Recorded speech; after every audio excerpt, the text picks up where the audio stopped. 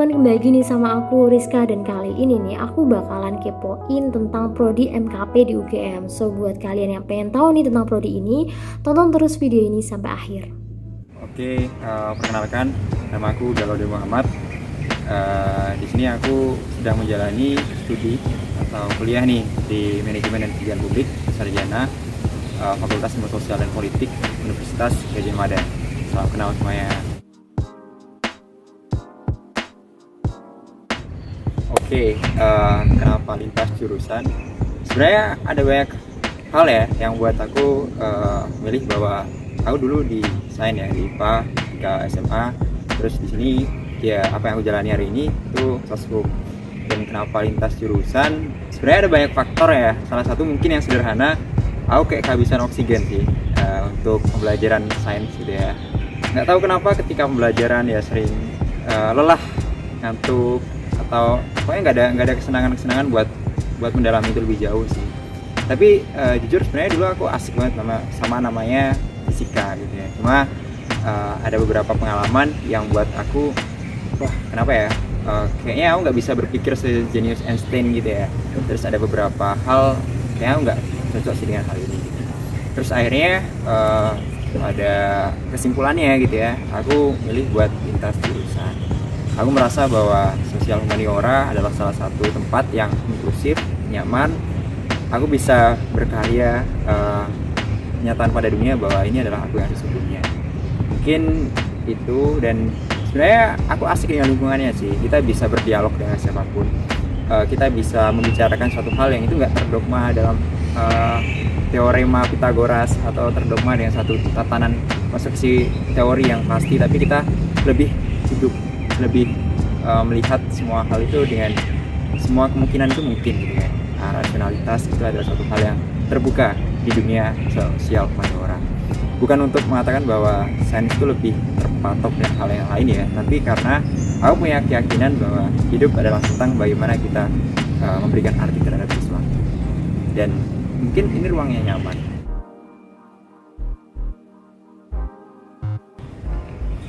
Oke, kenapa manajemen dan kebijakan publik? Sebenarnya kata yang menarik itu ada di kebijakannya sih buat aku ya. Kenapa?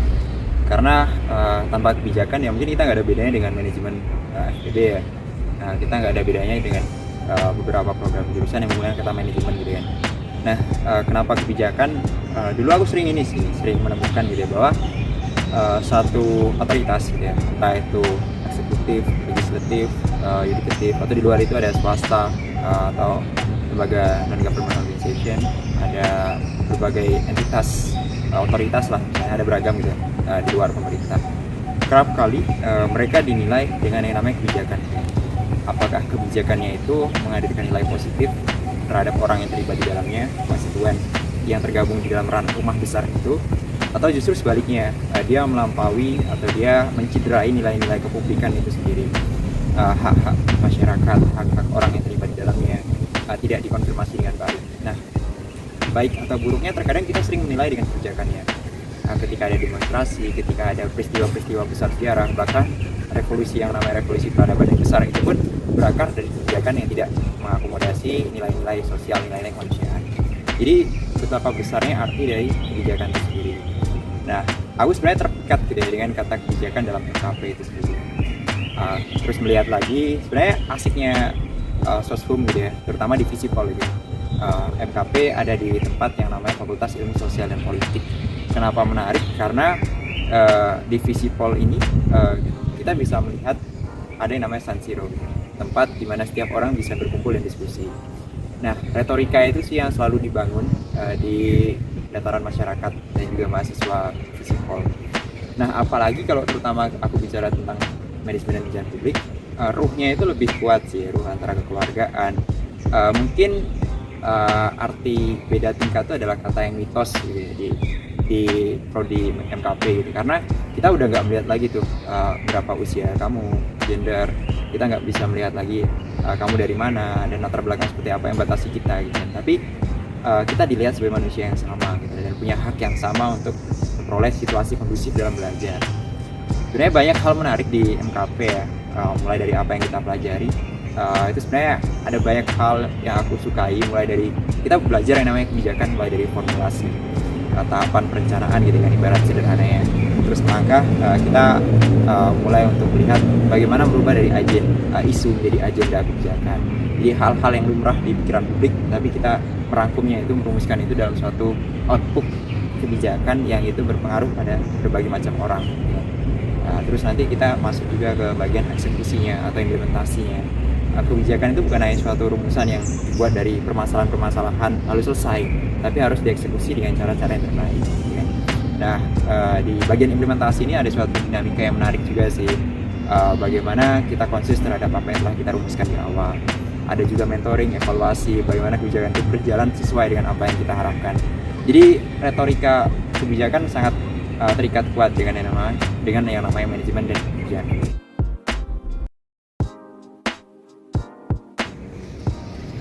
Universitas Gadjah Mada. Oke. Sebenarnya aku nggak mau menafikan ya, meskipun secara rating internasional kita terbaik di Indonesia, tapi ada beberapa versi yang mendudukan kita ada beberapa tingkat di bawah universitas PTN yang lain. Cuma di luar itu, kenapa aku milih Universitas Gadjah Mada? Sebenarnya aku suka karakternya aja sih. Dari dulu aku dekat juga dengan beberapa alumnus, dengan beberapa mahasiswa yang dia latar belakangnya backgroundnya UGM gitu ya. Dan aku suka karakter di mana mereka adalah orang-orang yang mencoba untuk menunjukkan apa yang dia pikirkan, apa yang dia imajinasikan, dan apa yang dia dapat di pembelajaran itu, seperti orang yang tahu waktu untuk berbicara. Sederhana itu sih, meskipun aku nggak mengeneralisir bahwa setiap orang di UGM seperti ini ya, cuman dari dulu mindset itu yang aku dapat ketika melihat seseorang dari UGM ini. Jadi mereka adalah orang yang berbicara ketika waktu yang tepat. Mereka bukan orang yang dahulu merespon banyak hal, tapi mereka memikirkan terlebih dahulu lalu bersuara lantang terhadap apa yang dia yakini. Lingkungannya juga salah satu hal yang menarik ya. Meskipun aku dari Jogja juga, aku kan rantauan juga dulu dari Bengkulu. Tapi aku merasa bahwa tempat ini nyaman untuk belajar sih, dari segi lingkungannya, dari segi bagaimana orang melihat UGM gitu ya, apalagi di Jogja gitu ya. Kalau kamu tahu dari UGM udah beda gitu loh orang mengartikannya gitu ya. Terus kenapa aku melihat UGM sebagai salah satu pilihan yang tepat, karena terutama di MKP ya, MKP-nya satu-satunya prodi di Indonesia dan itu ada di UGM. Ada yang lain itu kebanyakan tapi masih pakai nama lama kayak administrasi negara, administrasi publik. Itu sebenarnya sama, cuma kenapa kita bisa melangkah jauh, karena MKP ini dia melihat bahwasannya bukan hanya state, bukan hanya government ya, terutama bukan hanya pemerintah yang bisa mengartikulasikan suatu kepentingan publik gitu ya. Nah, di manajemen kebijakan publik makanya kita menghindarkan kata negara di sini.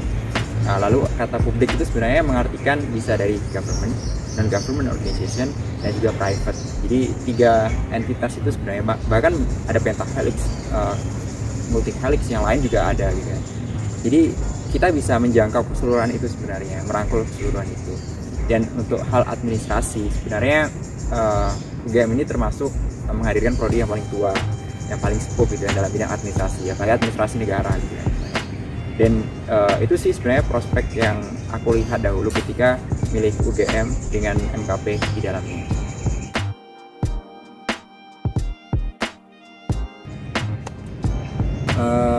Berbicara mengenai belajar ya, sebenarnya aku agak canggung buat jawabnya, soalnya sepanjang ini pun aku sudah belajar untuk belajar gitu kan.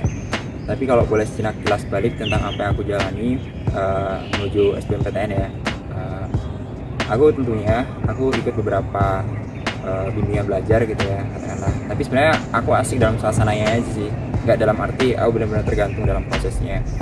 Tapi di salah satu bimbingan belajar ini aku merasa nyaman karena kita selalu diingatkan dengan tujuan kita untuk masuk ke perguruan tinggi negeri yang kita impikan gitu kan.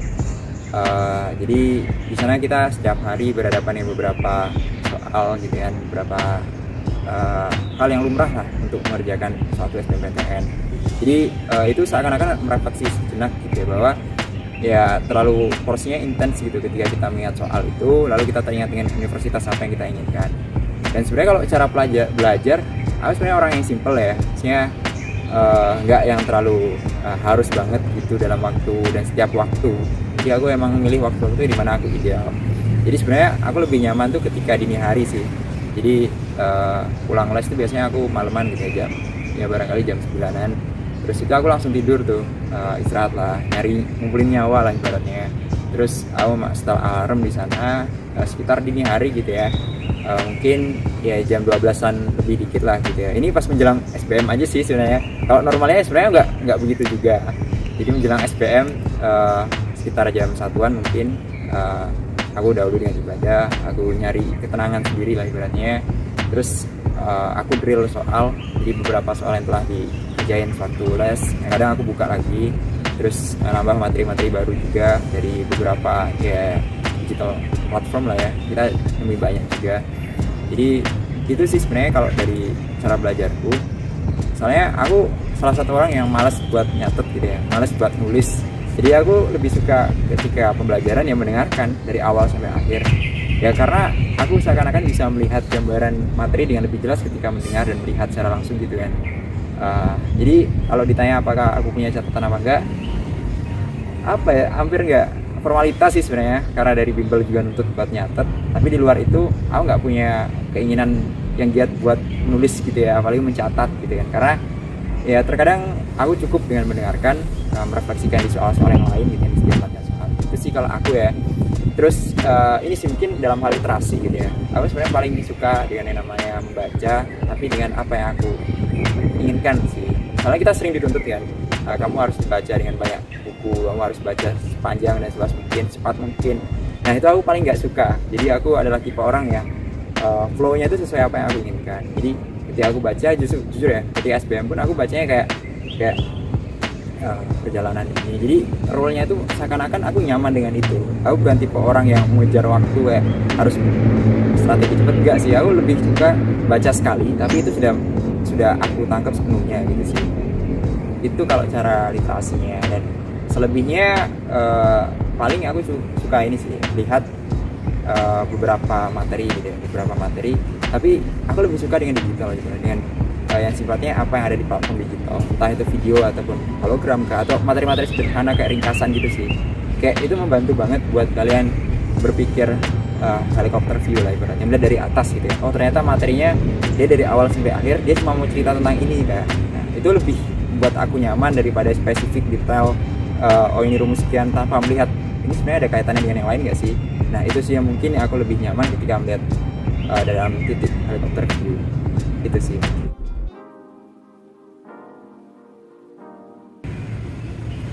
Oke, sebenarnya tadi udah aku singgung beberapa ya, apa sih yang kita pelajari di manajemen dan kebijakan publik. Mungkin akarnya tadi di sana sih, di kebijakannya gitu ya. Kita udah mulai bahas dari awal, dari perencanaan, formulasi itu mulai dari penyusunan agenda. Jadi dari isu-isu yang berkembang di masyarakat kita kumpulin tuh kan. Nah kita bentuk suatu agenda kebijakan. Apa sih yang penting untuk kita hasilkan produk hukum gitu kan, atau produk kebijakan. Nah nanti terproduksilah itu di formulasi ini. Nah, terus berlanjut sampai ke implementasi, melaksanainnya itu kan perlu ada beberapa mengelola aktor yang terlibat, stakeholders dan sebagainya gitu kan. Ada banyak orang yang harus dikelola di sana. Terus selain implementasi kita juga mempelajari bagaimana memonitoring, mengevaluasi. Jadi bedanya monitoring itu perencanaan berlanjut gitu, tapi kalau evaluasi kita menilai apakah ini sebenarnya tepat dalam jangka ketika kebijakan ini layak dinilai gitu ya, dalam periode 5 tahun barangkali. Jadi gambaran besarnya itu tercapai apa enggak sih tujuannya gitu. Jadi itu sebenarnya materi utama kita ya, itu tentang kebijakannya. Nah di luar itu pun kita juga banyak materi-materi kayak administrasi. Kita ada namanya dasar-dasar ilmu administrasi. Kita di sana melihat tokoh-tokoh yang menginisiasi scholars gitu ya, menginisiasi ruang hidup, nafas intelektualnya administrasi. Ya, mulai dari administrasi klasik, melangkah ke administrasi publik, di public governance.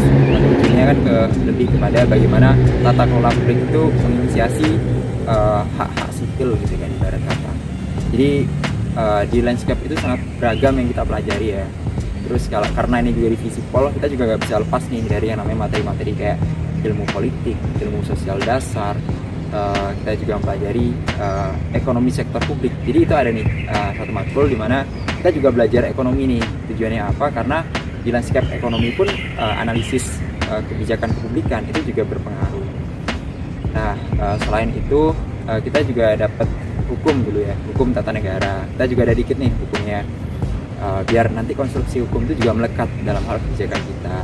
Terus kita juga dapat beberapa materi tentang kepublikannya sendiri ya. Tadi kan fokusnya ke kebijakan, nah ini lebih fokus ke kepublikannya sendiri, publicness. Kita dapat juga public sector governance, materi-materi itu yang menghidupkan bahwa sebenarnya esensi kebijakan itu nggak bisa dilepaskan dengan esensi kepublikan itu sendiri atau konstituen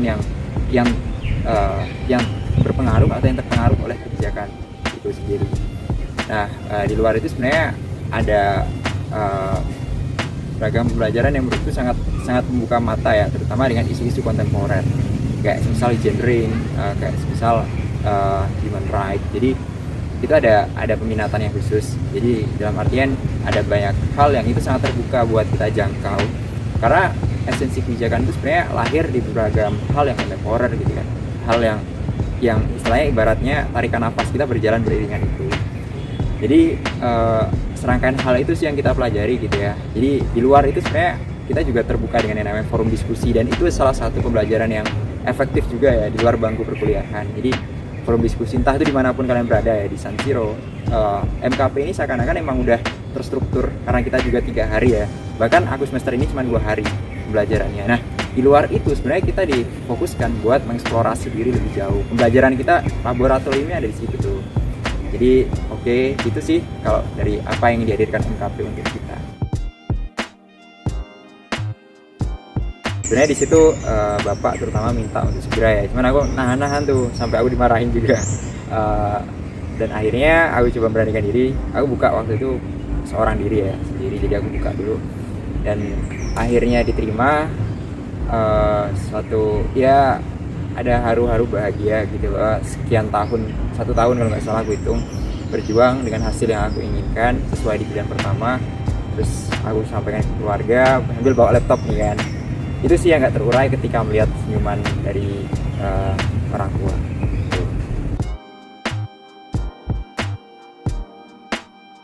Oke, pesanku sederhana. Barangkali aku ingin ngomong ini langsung pada diriku yang lalu, beberapa tahun yang lalu. Kalian juga yang masih berjuang di sini. Tetaplah berkeyakinan apa yang kalian inginkan. Karena nantinya apapun yang kalian lakukan, sepanjang apapun kalian sudah mengupayakan, itu sudah lebih dari cukup jika kalian mau memperjuangkannya, dan itu sudah lebih dari layak untuk semesta ikut menyempurnakan. Tetap semangat, jangan pernah mengenal kata henti dari setiap doa-doa, itu ikhtiar kalian. Percayalah itu akan semua berakhir dengan akhir